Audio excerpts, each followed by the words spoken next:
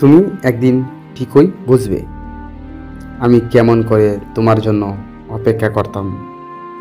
ঘড়ির কাঁটা চলতো, দিন গড়াতো, রাত হতো, আমি শুধু অপেক্ষা করতাম একটা মেসেজের জন্য। কি করছো?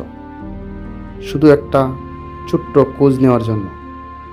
তুমি আসবে ভেবে চুপচাপ বসে থাকতাম, অনেক কিছু না বলেও তোমার দিকে তাকিয়ে থাকতাম মনে মনে। বন্ধুরা বলতো সে তো আর আসবে না, তাও আমি বলতাম না না, সে বুঝবে একদিন, সে ফিরবে, আমার কাছে ফিরবেই।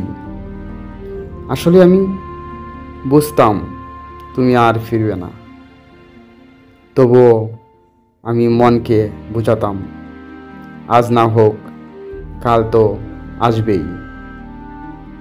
এই যে প্রতিদিনের অপেক্ষা, এটাই ছিল আমার ভালোবাসা।